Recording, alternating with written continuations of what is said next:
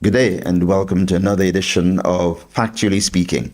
And with us again today is Dr. Lisa Jolly as we continue the program that we started on diabetes and nutrition with specific emphasis on how best to eat to help control and possibly reverse diabetes. But Dr. Jolly will tell us if that's possible. But in the last program, Mark Marie told an interesting story about a lifestyle change that helped him to control his diabetes in a very significant way. So let's begin with him today. And Mark, exactly what did you do to, bring about this interesting control of diabetes that you have experienced? Okay. Well, I've been studying, not reading, studying the whole matter of chronic communicable diseases and what causes them since about 2010. So I studied some of the biochemistry of that thing and so on. And in 2021, my doctor told me that I was diabetic because my fasting blood sugar was 245 and my A1C was 8.9. And you're diabetic if your fasting blood sugar is 126 or higher. So I was certainly diabetic. And she proposed the standard treatment, which was start with metformin, which is a pill which you take that supposedly helps your blood sugar to be reduced. I told her that I would do it a different way, which is basically to change my diet. And I switched my major source of energy from carbohydrates to fats. And the second time I did the test, my fasting blood sugar had fallen to 117, which is below diabetes, but not normal. Yes, and my A1C had fallen to 7.2, which was also above normal, but lower. Then the third test I took in February of this year, all the markers were in the right way. My fasting blood sugar was down to 97.9, my A1C was 5.4, and my triglycerides were at, I'll put it at 5.3, 54, sorry. Yeah. And my HDL was 101. Yeah. So, and I also took an insulin test, which I hadn't taken before, which allowed me to measure my HOMA-IR, which is homeostatic assessment for insulin resistance, which showed that my insulin resistance was normal. So that's what I did by simply switching my diet to consuming more fats in my diet rather than carbohydrates. So I cut off sugar completely, and I drink no juice of any sort. I eat no bread, and I eat none of this white stuff that's made from white flour. I also stopped eating rice, and I cut back on ground provisions, which I do eat a little bit of. And the thing I eat most of that is locally produced actually is green bananas, because green bananas has a lot of what is known as resistant starch, which allows you to be filled up without putting a lot of glucose into your body. Yeah, that's basically what I did. Okay, well thank you, Mark, for this interesting story and experience that on how you've managed with a change of diet. Yeah. But that is a drastic change of diet, right? Indeed. To bring your diabetes under control, because the figures show that everything has improved, right? Yes, for sure. Right. And it's gone back to normal as I should have been all the time. Okay. I just want to make one other point is that in the process there, I lost 45 pounds. And I never felt hungry. Right, and you've been able to retain that or maintain that weight, right? Okay, well, this is a good point to bring in Dr. Jolly. It's good to have you back with us. Thank you for the invite. I appreciate it. How does Mark's experience, his diet, the diet that he has just recounted, taking, how does that, how similar, or is it, or different is it to what, somebody like you who deals with diabetic patients and prescribes treatment, for them, normally prescribes? So one of the things that Mr. Marie highlights is the fact that actually diet and lifestyle measures do work. They do work to help either put diabetes in remission or significantly help with its control. So that's the first thing. The second interesting thing is that he cut out sugar from his diet, which is important. Now, that's important because we all need to reduce our sugar, particularly our refined sugar consumption. But he also mentioned that he reduced his consumption of refined starches, which are eventually converted into sugar, and increased his consumption of less refined starches, like the local ground provisions, like he mentioned, fig, that have more fiber. And so that is an important component of the diabetic or any healthy diet. One of the things he did mention to a certain extent, he didn't speak this time about the avocado, but certainly increasing the consumption of your local vegetables in particularly, which are low in starch, low in sugar, will certainly help with diabetes management. The only difference is the fat consumption. And so he did consume a lot of avocados, which is a plant-based fat, which is better certainly than animal fat. So I just want to ask Mr. Murray to speak briefly on the consumption of the avocados and how did that help, because it is avocado season, and I have been making lots of dishes with avocados. Okay, so I said I consume more fat. So avocados is a fruit that is actually quite nutritious and very highly prized in international trade, by the way. The main nutrient in avocados is actually fat, monounsaturated fat. Yes, and it also has some fiber, soluble fiber. It has a small amount of carbohydrates, but nothing much to talk about.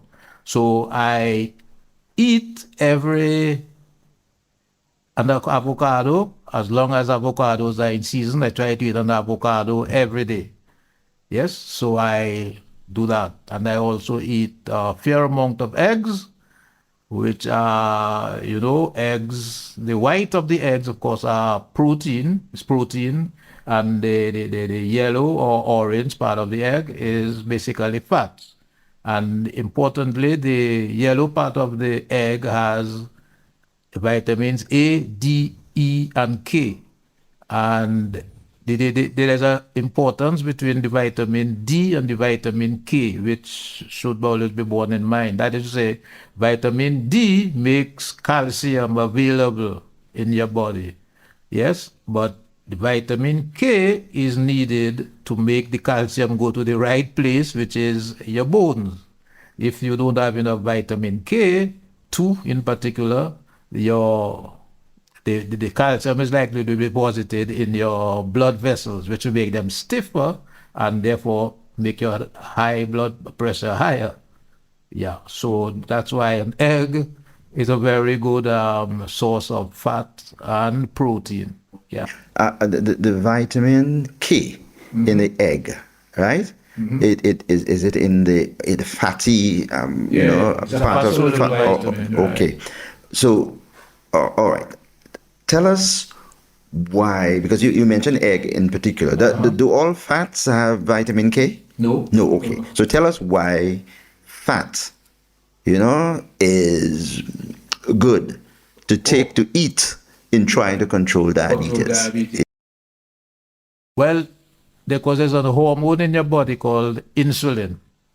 And insulin is a hormone that has multiple uses in your body. One of those is to direct glucose to enter the cells in the body. So when you eat a carbohydrate meal or high carbohydrate meal, your pancreas secretes insulin immediately. And the job of the insulin in this case is to cause certain cells, a lot of cells in your body, to accept the glucose, which is the energy, into them. So when you have an excessive amount of carbohydrates being eaten, you will also have a fairly high amount of insulin in your body as well. And having a lot of insulin over a period of time causes your body to become resistant to the effect of insulin in terms of absorbing the glucose from your body. The same thing does not happen when your source of energy is from fat, because it will not cause a rise in insulin to the same extent as carbohydrate does. So your insulin level remains lower. Yes, and sugar is a particularly bad carbohydrate for the reason that the sugar that you put in our tea and so on is actually what is known as a disaccharide. It has two sugars stuck together, glucose and fructose. The glucose is what your body needs for energy, and the fructose is actually what is actually sweet, which is why we like sugar. It's for the fructose. But the fructose is only metabolized in the liver, and your liver can only hold a relatively small amount of fat. So eating a lot of sugar or sugary stuff like pop, soda pop, and so on will cause your liver to become fatty, which will cause it not to work properly. One. Secondly, the fructose causes your body to produce uric acid. Uric acid then interferes with the operation of the mitochondria, which is the part of the cell that deals with production and utilization of energy, so that they utilize less energy than they ought to. And the insulin, again, directs the excess energy which is not used by the mitochondria to be stored as fat. Yeah. So basically, you get fat from eating carbohydrates rather than from eating fat. This is really beyond me in terms of my medical. But I mean, you're the doctor here, right? But I mean, I have heard, and growing up and throughout my life, I have been told, even by doctors, right, that a significant intake of fat is not good for the body. It's going to lead to high cholesterol and all those kinds of things. So how do you reconcile this, I mean, what I'm talking about and what the medical community has been promoting to what Mac has been saying? So one of the things that has happened over time is really and truly nutrition confusion. Because of heart disease, decades ago, that was thought to be due to excess fat in the diet. And so everything became low fat. And so we removed a lot of fat. But then when you remove fat, then the food became less palatable. And so they had to put other things in, whether it's sugar or salt, to make the processed foods more palatable. And so now sometimes the food industry in particular tries to demonize one particular nutrient. So that was fat, and now we are looking at sugar. So sometimes what is created is nutrition confusion. So I try to keep it very simple. And if you go back to the father of medicine himself, he said, "Let food be thy medicine." And the other thing is to eat food close to the way that God made it. And so eating a variety of foods will give you a variety of nutrients, but again, in moderation and not in excess. So I try to keep it simple. Try to eat foods closest to the way that God made it, as whole foods, and try to stay away from foods where where they've extracted one of the, either it's the starch or the carbohydrate or the fat, and delivered it as that food, and less processed foods as well. So that's kind of just how I try to keep it. What sort of results? Have you been getting results comparable to what Max has been talking about. Absolutely. Because his results are pretty stunning, right? Yes. But the one thing I know for sure, and actually this is in the literature, it might not be spoken about very much in the medical community. And actually, I was listening to another podcast earlier today as well, which admits that most doctors do not get a whole lot of nutrition education during their training. Consequently, when we are practicing and we're dealing with nutrition related lifestyle issues, then we don't know how to deal with it or how to manage or how to advise the patients. But diet and lifestyle do work. And I have seen other patients who have visited my office who have given them just these general tips in terms of increasing their consumption of fruits and vegetables particularly, increasing their consumption of less refined starches like our local ground provisions rather than those that are more refined like the white flour or the white rice. And then eating, if you choose to eat meats, leaner meats, and also increasing the consumption of the legumes, so the beans, the peas, all of that is good. Are your patients generally receptive to this whole notion of lifestyle change and, drastically? I use the word drastic because sometimes you have to change diets. Yes. So Caribbean people, most Caribbean folks on the whole, actually, are more receptive to lifestyle change than they are to tablets. We tend not to be a pill or tablet community. So people in general, if they are able to afford it, they will do the lifestyle measures. As you know, a lot of Caribbean people will consume a lot of herbs that they get either in their backyard or they're familiar with bush medicine. So in general, we're a community that, prefers natural or local measures rather than pills and tablets, unless if they really have to. I have seen results to the point where I actually have to reduce the number of tablets prescribed, or the patients actually sometimes do it themselves.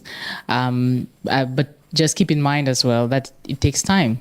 And then at different times, whether it's illness or travel, sometimes things fall by the wayside, but then they know that this is what they have to do to get back on track. And what are some of the challenges that your patients report to you that they have to deal with in making, Those that decisions. change, right?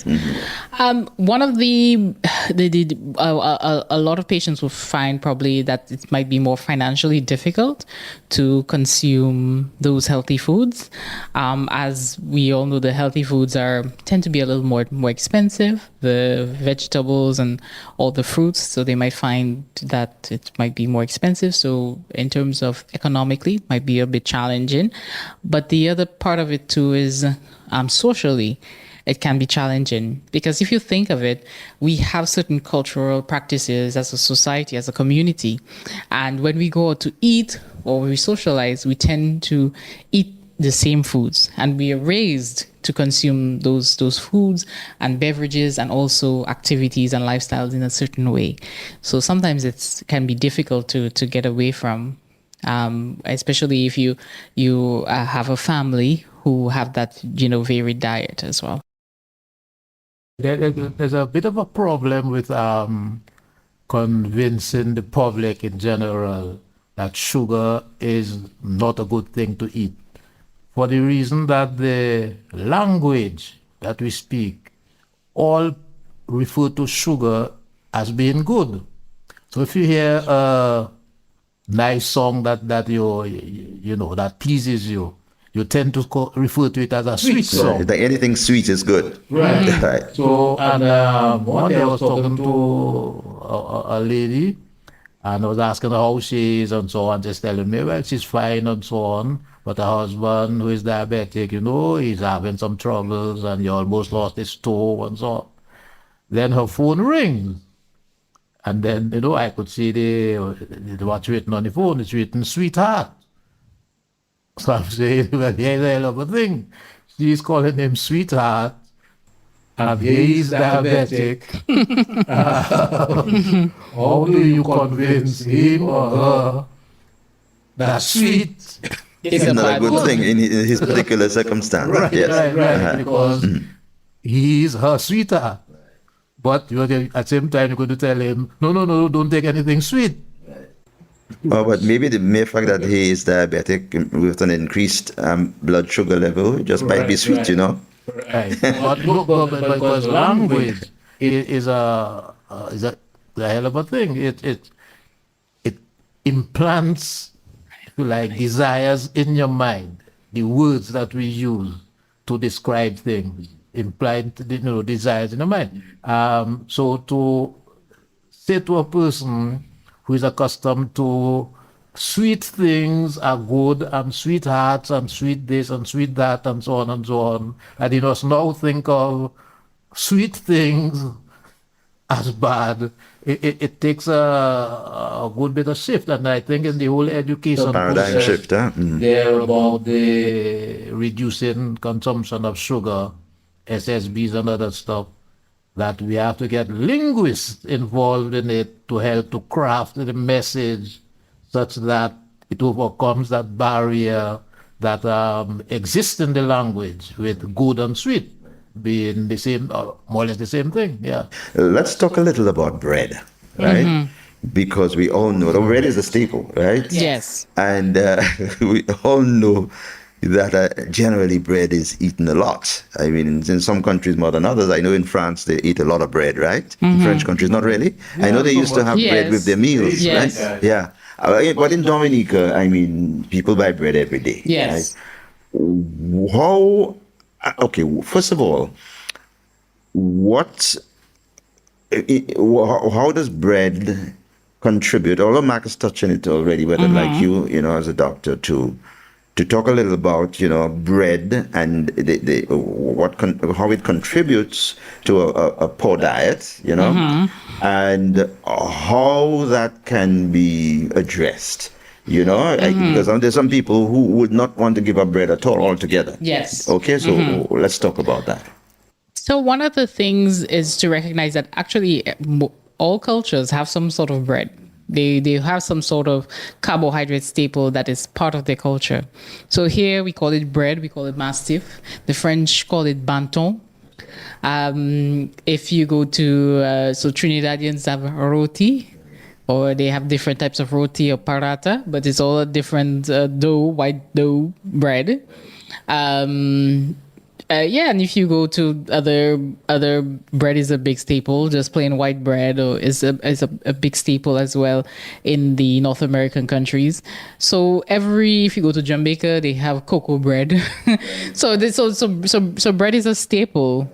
And I guess the problem is not the bread itself, but it's this carbohydrates. The white flour. White flour in the bread, right? Yes. Which is a refined carbohydrate, right? Yes. Right, okay. And so we recognize that all cultures have that. One of the things in Dominica and maybe in other Caribbean countries is that we tend to consume bread at breakfast and at dinner because it's something fast. You simply put bread and something, whether it's a cheese or butter or some other potted meat or something like that, and becomes a meal. So it's fast, it's easily accessible, it's also relatively cheap. And so we do consume a lot of bread. Certainly the white flour, the processed flour, does help. It does result in elevation of the blood sugars. And so it's important to reduce the consumption of particularly white bread, but also recognize a lot of our what we call brown bread has white flour in it as well. Going towards breads made from less refined flours, for example, whole wheat bread or multigrain bread, where you have additives like whether it's seeds or nuts, are probably a little better. And the reason for that is what? Because of the fiber that's added to, the bread? Yes, it does. But typically those breads tend to be more whole wheat as well. Yes. And the thing about the whole wheat bread, I mean, why is it better than the refined bread? Well, it uses the whole grain or it uses the whole grain rather than removing the white flour. In the white flour, the outer parts of the grain have been removed, and you just have that white part that is processed. So a lot of the nutrients like the vitamin B12s, the fiber aspects are actually in the outer part of that grain. And so other places might call it whole grain bread. Right, whole grain, yeah. Whole grain. Whole grain.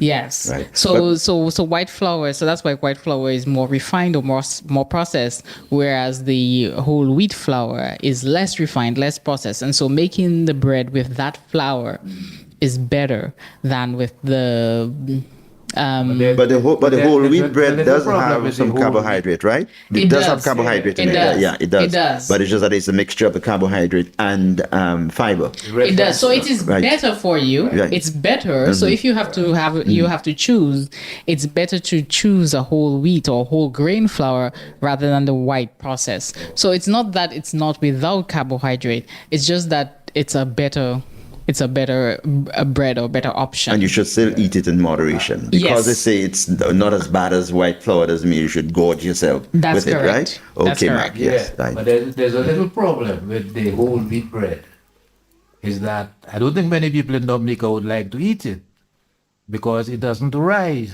the same way as the flour we're using here. The white- So It's very heavy, very dense. So it's heavy. So it might say it's almost more like a stone than a bread. Yes. Okay.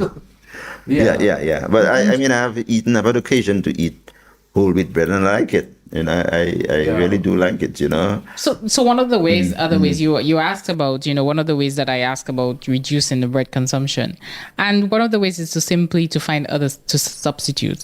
So for example, breadfruit is an excellent substitute for bread. So instead of having bread and egg for breakfast, you could have breadfruit and egg. You can use other less refined starches. But what about the breadfruit? Sorry, I mean, but that makes it less potent or less dangerous than white bread because it's still carbohydrates, right? That's correct. But but remember, the breadfruit grows on the tree. You can pick it whether it's in your backyard or it's in your community somewhere. It requires minimal processing. You simply either steam it or whether you do it roasted. It's very high in fiber. It's very high in fiber, and it actually works for folks who have diabetes. I do encourage them. You find that when they eat breadfruit, their blood sugars don't go up. So it does have starch, but also very high in fiber, and it's not processed. It's organic, so it's gluten free. So it's one of those. It's one of those foods that qualify as being closer to how the Creator made it.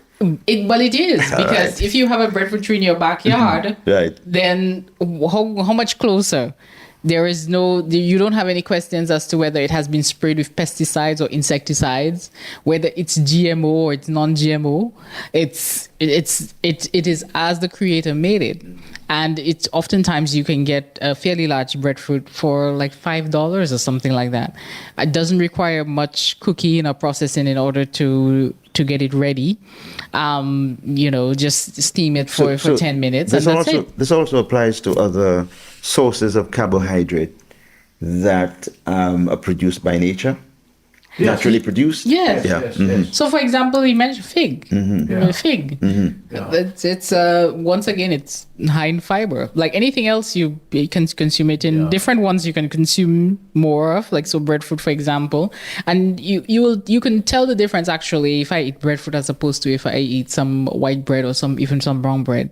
Your body feels different. Right. But I remember Mark in one of perhaps the previous discussion or in discussion off mic, differentiating between white potato and sweet potato. Yes, They're both naturally produced. Sure. Yes. But there's a difference, right? Yes. Yeah. White potatoes have a higher glycemic index than sweet potatoes.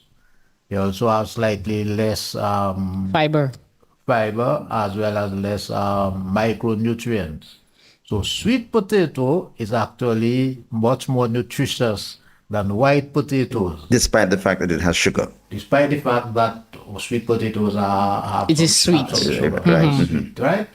So in terms of government policy and so on, I think we should abandon the idea that we've been pursuing for a while now of planting Irish potatoes in Dominica, because we have to go over hill and dale to import planting material. Ministry of Trade must restrict imports, etc., so we can grow a couple of Irish potatoes in Dominica that have no nutritional advantage over the other carbohydrate foods we have.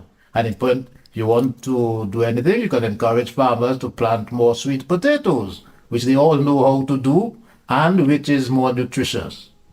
What's your take on that, Doc? He's right. It's absolutely right that the white or the Irish potato is it has less fiber and has a higher glycemic index. So actually, sweet potato, even though it's sweet, is better than the Irish potato. You support his call for government to ban the importation of white potato and replace it with the growing sweet potato? I don't know. There might be some people who might come after me, who like the Irish potato.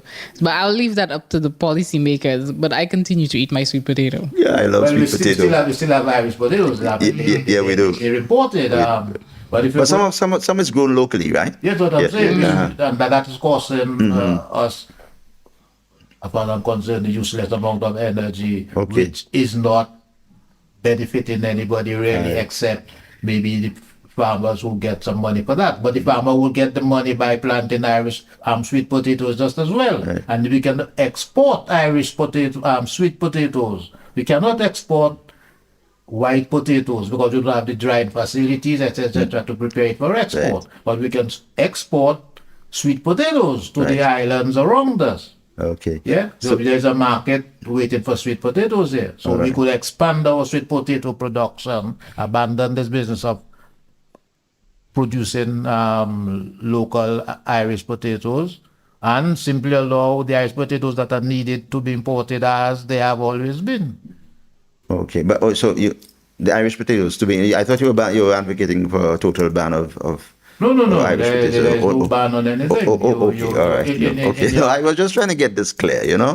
That you're not advocating for a total ban. Education campaign, right? You try to get people to not to eat it and to eat something else, and then there'll be no need to ban it if that happens. People naturally do it. Right. This is what Dr. Lisa, I think, is saying. I'm just kidding. I just feel a little bit. There's another thing maybe you want to touch on. There is the question of the oils that we use for cooking.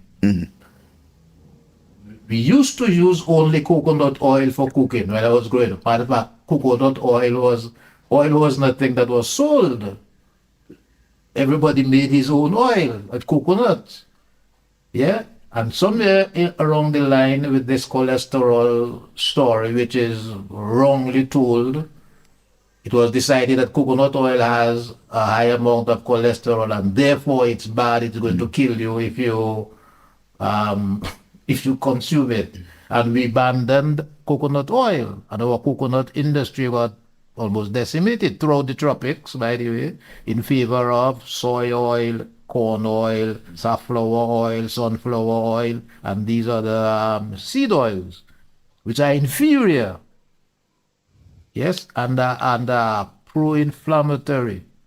Yes, so we should be trying to go back to oils and fats that are more nutritious. For example, lard and tallow, plenty more nutritious than these sunflower and corn oil that are being sold.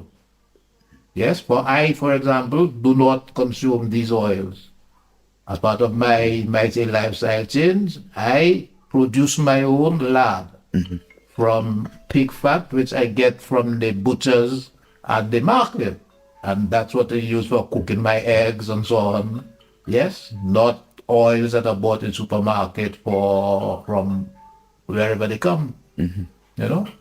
But So actually, right now, coconut oil you're seeing a resurgence in the consumption of coconut oil. If you actually look on social media, and the coconut oil is not only being used for cooking, but it's actually being used quite a lot hair and skin and all of that. Yeah. So and it's coming from, I think, Southeast Asian countries. Yeah. So no, is it because people are becoming more informed, more aware of the properties of coconut oil and so on, or why? I think there is certainly more of a transition towards, again, more natural consumptions of local of things that occur naturally, and so there is more information. Certainly, there were foods that were demonized in the past that we produced, but now we can see that there are many people who travel all over the world, and what they're looking for is actually to consume locally grown and produced fruits and vegetables. And And I think with coconut oil, the scientists have discovered that coconut oil has a fair amount of what they call medium chain triglycerides, MCT, which is considered a good fat, a good oil that helps to stave off dementia, particularly Alzheimer's. So coconut oil has been getting a revival in popularity as an oil for cooking. Yeah. But Which we should have always known in Dominica, because we always ate coconut oil and nobody was falling down after they drank it or ate it. let me throw out this question, just an open question.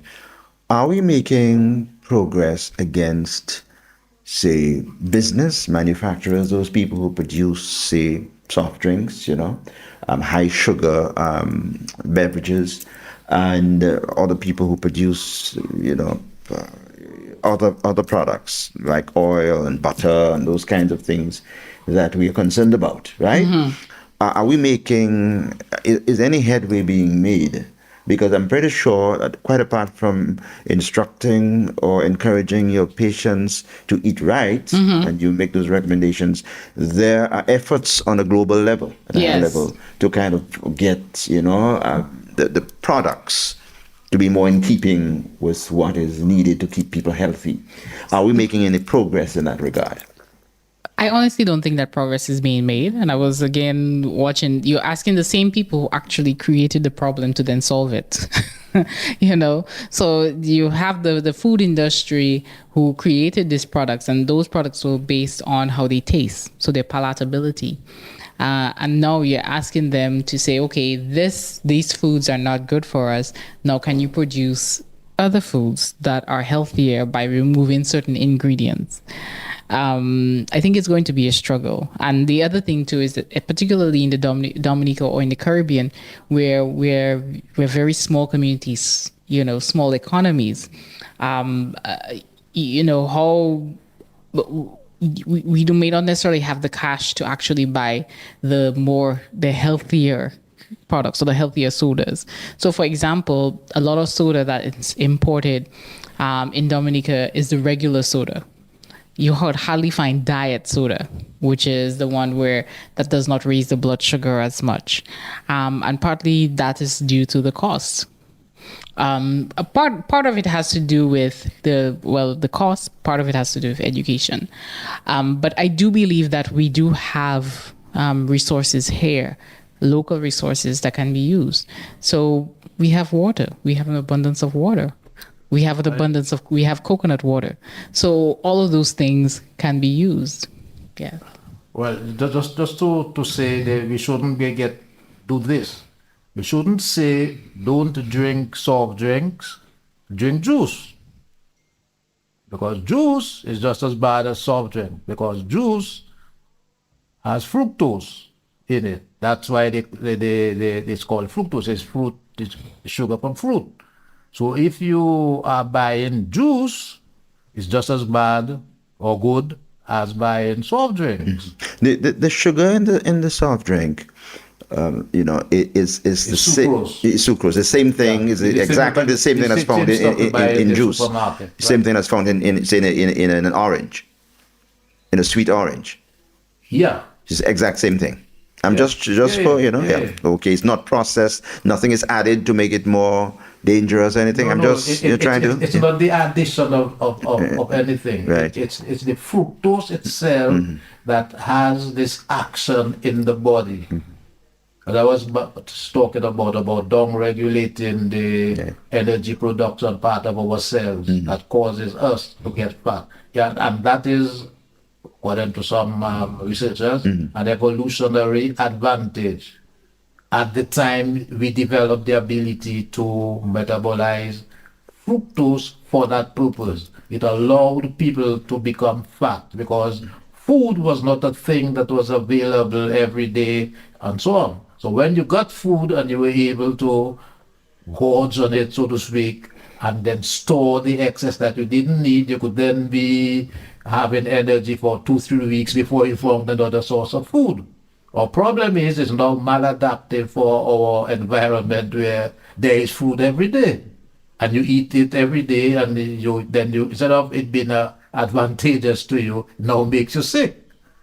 Okay. That's the problem. It's not the addition of anything to the sugar. It's the action of the product itself in the body. That's the problem, wherever it comes from. Sodas in general are sodas, juices, particularly processed juices, are sugar sweetened beverages. And so we should aim to avoid all of them. And there's different categories. So let me go through the categories. You have the sodas or the carbonated drinks. You have the juices. Now you have the teas, iced teas. You also have sports drinks. Right. Gatorade and so on. Yes, Right. and then you have energy drinks. And then you have other beverages where it's malt or coffees or all of those. But they're all sugar sweetened beverages, which is essentially sugar water with some flavoring of some sort. And so we should aim actually to reduce the consumption of all of those. One of the things that I aim to educate my patients about is actually reading the nutrition label. Because in all of those drinks, or in particularly processed foods, there is a nutrition label. I just want to note that the best foods don't have any label. So if you go to the local market, there's no label on the foods. When you go and they have their stall with their different foods, there's no label on the foods. You could take a 5-year-old and they'll be able to point out and name the different types of food. Whereas if you go to the supermarket, there's a nutrition label, the nutrition facts. The manufacturing companies are aware that most people don't know how to read the label. So basically people are making decisions about what to eat or drink in the absence of actually knowing what is in it. And so one of the things that I ask folks to look out for in terms of diabetes is actually the amount of sugar. The amount of sugars are typically listed in grams. Most people don't know what a gram of sugar looks like. Most people don't know that 4 grams of sugar is 1 teaspoonful. And so looking at the nutrition facts, making sure you have the appropriate serving size or serving portion, and then going down to the amount of carbohydrates, then the amount of sugars, it will have it in grams. You simply divide that number by 4 and you get the number of teaspoonfuls of sugar in that beverage. And then I have in my office, and what will be displayed as well is a chart. I have 2 charts. One's called How Sweet It Is, and the other one is Rethink Your Drink. And these have common beverages that we consume locally, and it shows in grams the amount of sugar that is in those drinks. And most people are usually startled by the amount of sugar that is in, the drinks that we commonly consume, which would include the carbonated drinks, the sodas, the juices, the teas, the energy drinks, and the sports drinks.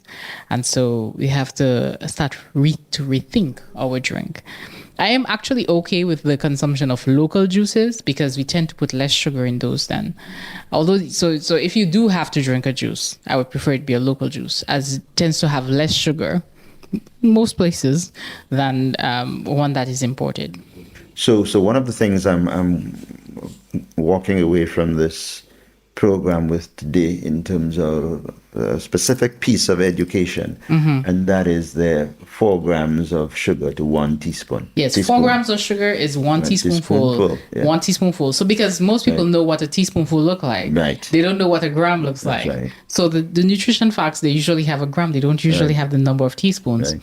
So if you're able to convert it to the number of teaspoonfuls for the serving size, then it will allow you to think and to say, well, should this be something I consume? The other way to look at it is to look at the list of ingredients. And if sugar shows up or high fructose corn syrup shows up within the list of the first three ingredients, it means that there's a lot. And that's because the ingredients are listed in terms of their quantity. And so oftentimes there's water, sugar, and then there is actually the flavoring. So most of the drinks that we tend to consume tend to be more sugar water really than actually juice. And oftentimes they're marketed, the front of label packaging often indicates that it's juice, whereas it's more often sugar water. Okay. Yeah, there's a thing that we imported called juice drink. I told you I wasn't in favor of banning anything, but I think they should ban that because that is simply sugar and water, which everybody can make by himself. We shouldn't be importing water and sugar. And water. That's flavored, right? They will tell you maybe such and such a drink, Yeah, but it just flavored the taste of whatever it is, right? Yeah, But there's no nutrients in there, right? Pretty useless. Okay. And damaging in point of fact. Right. Okay. Right now, I want to look at exercise. Right, because that's one of the exercise. Yeah, yes. sure. Yeah, it's one of the recommendations. Yes. that doctors tell you, and not only doctors, but literature tells you that is going to help you to reduce your weight, to burn excess energy, and to fight diabetes as well. Yes. So let's talk. You want to start, Mark? Let's talk about exercise. Actually, let's talk about exercise. Here's why exercise is useful, especially if you are diabetic. I said previously that insulin opens the cells in your body to allow glucose to go in to be used as energy. But your muscles are a set of cells that do not need insulin to take in the glucose for energy. So if you are able to exercise, it will have the same effect as if you are taking insulin. So the amount of insulin you need for your blood glucose to go back down is less if you exercise. Okay? Now, if a person is obese, he tends to be unable to exercise for the reason which I gave at the beginning there, that he is unable to burn sufficient energy, and therefore he doesn't have energy to exercise. So although exercise is very good if you are overweight or obese, etc., just exercising will not reduce your weight. You first have to, if you like, fix your metabolism by consuming less carbohydrates, reduce your insulin level, and then you are able to exercise, because then you will have more energy available for burning. And in doing so, you will then start to draw on the fat which you have stored, and you will lose weight. But you cannot lose weight simply by exercising without changing your diet. What's your take on that, Doc? That's absolutely right. You can't exercise yourself out of a bad diet. So a lot of people believe like, okay, if I exercise, then I can eat what I want. Or wrong thought. So the diet actually is primary. So you can lose weight or get your diabetes in control in the absence of exercise, but solely with changing the diet. And so while exercise is important, diet is more, you have to fix the diet first. But since exercise helps you to burn energy, Yes. right? And energy comes from the food yes. that you eat. Does it not follow that if you exercise, constantly, it's a regular part of your Yes. lifestyle, that it probably allows you to be able to eat more food that perhaps a person who doesn't exercise, because you're going to be able to burn off that energy. So exercise actually increases your appetite. Right. So if you don't, you've been involved in vigorous exercise, you will eat more. Like all these guys with the big muscles and stuff like that, they have to eat a lot because automatically it sends hunger signal. So they have to eat more because their metabolism is just so fast. They're utilizing so the much of exercise energy. is in fact burning the extra energy. It's burning, but it also increases your appetite. Okay. So if you don't change your diet, then and you're reaching for bad So you're going to foods. eat a lot of bad food. Yeah, so there are actually people who will exercise and they'll gain weight while they exercise. Yeah, because I've heard people say that, okay, man, I'm going to, stuff myself this particular occasion, and I'm going to walk or sweat it off afterwards. It's as if that's an excuse to eat more. Yeah, no, you know? no. Here's what happens. Right. I just mentioned the sweat. One of the things that happens when you exercise is that you're going to sweat, perspire. Right. Just say you lose water. You will then want to replace it. You get thirsty. If your habit is to drink juice or soft drinks as your way of refreshing yourself, that you will go and drink them instead of drinking water. So the calories you might say you lost by doing exercise, you just replace them or double them by drinking fruit juice or Coke, as the case might be, Okay, but exercise is recommended because it has Absolutely. other health benefits. Absolutely. Than just fighting diabetes. So absolutely. So the recommendation is to exercise for 30 minutes 5 times a week. But if you're not able to do that 5 times a week, unless you're working or something else, then you can simply I just encourage folks to do an hour on the weekend. Okay. And do whatever it is that you enjoy. So if you can do anything from walking to hiking to biking to swimming, but whatever it is that you enjoy and you will do consistently, to do that. Okay, so let's move to government's policy now, which is what we want to end this program on. Before we get there, though, I want to say that government recently passed legislation that increases the tariff, right? That was already existing on sugar beverages, right? Or sweet beverages. The results that we've seen so far of that is that one of the companies that produces beverages has increased the price of their products, which I expect, was to be expected. But I want to begin, our discussion on government's policy by looking at that specific, policy that was implemented, and to get your feedback on that before we move to other areas. So the research has shown that increasing taxation on sugar sweetened beverages does work. It was instituted, I believe, in the first place was in Mexico. Mexico used to, at one point in time, was the most obese country in the world.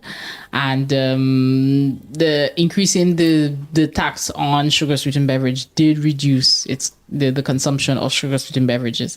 So it does work. But there are other things that have to be in place as well.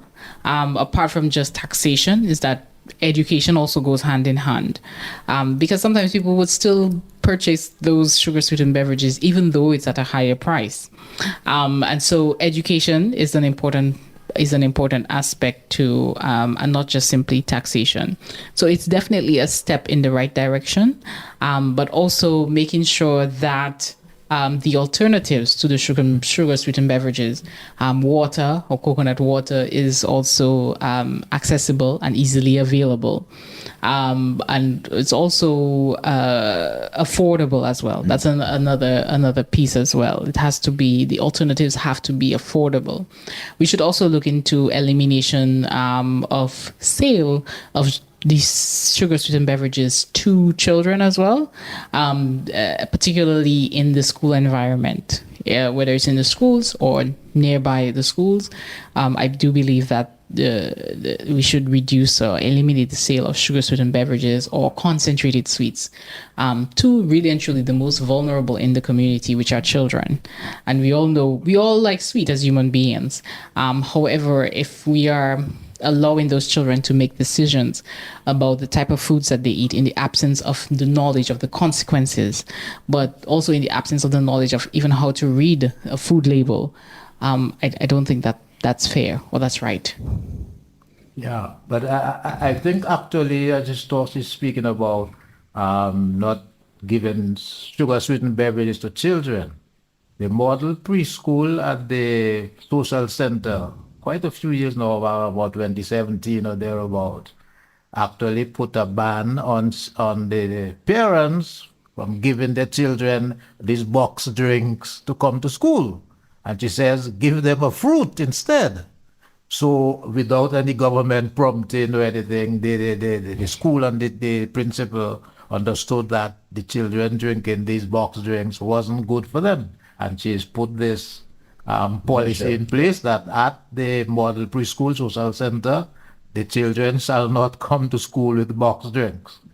Yeah, so that's already a very good thing. Do you think the government's policy that I introduced is a move in the right direction? And as Dr. Jolly said, well, in 2013, I'd written an article in Dominican News Online. It was titled Tax Policy and Health, where I urged the government to tax sugar and other sweet stuff, which they did do in 2015. And they put a 10% excise tax on sugary things. But they didn't tax the raw sugar that you buy in the supermarket on the principle that sugar is a basic necessity which the poor people should not have this price increase, which is kind of upside down. You can't say poison is what the people are taking. We shouldn't make it more expensive so that they stop taking poison, because they're going to end up at the hospital, amputated, etc. later on. But don't policies of that nature, where you're asking people to make drastic changes in their lifestyle, shouldn't they not be accompanied by some form of education and other measures? In 2013, I said that policy, after you've increased the tax, so you raise the price to the consumer, they should be accompanied by an aggressive campaign to explain to the public and why it's bad to consume these drinks and so much sugar, and something similar to what was undertaken against tobacco. And it has to be a sustained campaign. You can't just say that like the day of the budget and then assume that everybody knows and everybody will follow. Everybody will not follow. Particularly, you're dealing with an addictive substance from which people must be weaned. And if you, quite frankly, you probably have to think about a rehab program, not dissimilar to what is thought of or done for people who are cocaine addicts, because sugar addicts are sugar addicts, who need assistance to kick the sugar habit, you know? All right, okay. Well, Dr. Jolly, you do your own education at your office, you know, on a daily basis. Your patients come to you, and it's part of what you do to educate them on what they need to do, you know, about their condition. But do you think this is something that is done sufficiently as a national sort of priority? I mean, on a widespread level? No. It has certainly been inadequate. And like I said, even for myself, as what probably the other doctors would consider a young doctor, a recent grad, I did not receive any training in nutrition as a medical student, and or even as a trained doctor. So most of what I have gathered is actually on my own or in further training. And so most doctors actually do not educate their patients about the diet and lifestyle changes that is needed to help manage their chronic non-communicable diseases. And so definitely there needs to be more information that is put out there to the general public. Like I said, we're consuming more and more processed and packaged foods.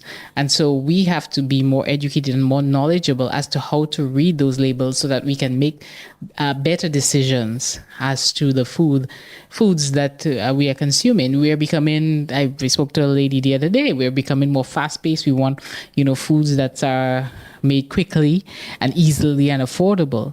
But we also have to be thinking about the nutrition and the impact on our health as well. And so as doctors too, we have to equip ourselves with a little bit of information, because one of the things that I noticed early on in my career actually is that most of the patients were not coming in with infections where they need antibiotics. Most of them were coming in with lifestyle related diseases which were related to their diet and their lifestyle. And so we have to now equip ourselves with this information so that we can help those patients. But you did mention earlier on, just a short while ago too, I mean, you were not taught nutrition as part of your training. You know? Do you think there's any progress being made towards incorporating nutrition as part of The syllabus. for medicine? There have been talks, and there are schools that are trying to incorporate it, but still it's still way behind. Even I was looking at a webcast today from Harvard, and they were talking about obesity. And once again, the researchers did reiterate the fact that, again, most doctors don't get any or much training in nutrition education. So, when they're faced with obesity and obesity-related chronic non-communicable diseases like diabetes and high blood pressure, then we struggle. And so, while there are textbooks, I think there are texts that are coming up. It's still a slow process, but it's happening. Yes, ma'am. Comment of fact. The very first textbook for medical students on nutrition was published last year by the Tim Noakes Foundation from South Africa. It's a very serious textbook for medical students. And hopefully it's called Therapeutic Carbohydrate Restriction, ketogenic, that it will find itself into medical schools as a serious textbook for medical students on nutrition, so that the lack of education that medical students have, the doctors who are now practicing have, will be diminished in subsequent cohorts of students graduating when they start to use that textbook and or other textbooks on nutrition. Okay. All right. So we should see some, progress in that regard. I kind of knew about sometime it. down the road. Yes. Yeah. The question that doctors were not trained in nutrition. It was quite a bit of a shock to hear a doctor actually tell me, Mr. Mari, I studied medicine for 7 years and I never heard one word of nutrition, about nutrition. Okay, but awareness is kicking in, and things ought to be changing down the road, right? Yes. Let's talk about what are the areas that you see require attention, as far as the national policy on diabetes and nutrition as regards. We're talking about, non-communicable, diseases, right? Generally, yeah. Well, I would think that it is an obvious one. The health goals of the nation must be aligned with the food production goals of the nation. In other words, for example, you shouldn't be, I said this already, we shouldn't be telling people to plant Irish potatoes if you want them to be healthier. Similarly, the government should not be putting $1 million aside for people to make juice. Because if you're going to make $1 million worth of juice, well, somebody's going to drink it. And that is going to cause the problem which you want to solve with the Ministry of Health. So there has to be an alignment of the different government ministries to achieve the objective. Because the question of chronic non-communicable disease is considered so serious that the CARICOM heads of government have had more than one summit discussing about what to do about it. But what to do about it means that we must understand what is the cause, one, and then apply the remedies. And all the government ministries must cooperate and coordinate to achieve the objective. Because the Ministry of Finance should not be financing the production of juice, while the Ministry of Health is actually trying to reduce the consumption of juice. Okay, Doc, what are your final, remarks? My final remarks is really the fact that we're having this conversation. So it's a step in the right direction. It's a step in the right direction that we're having the conversation. We're talking about nutrition education for doctors, and the fact that we need to educate the public. We need to educate our patients more about diet and lifestyle so that they can make better choices, so that we can reduce the cost of their care at the local hospitals and healthcare facilities. One of the things that I would like to see is that if there are, in terms of policy-wise, if there is excess like fruit or vegetables available, those should we should find their way to the hospital. Because I think one of the things is that if people go to the hospital and we know that food is medicine, then we also need to be feeding the hospital patients with good food.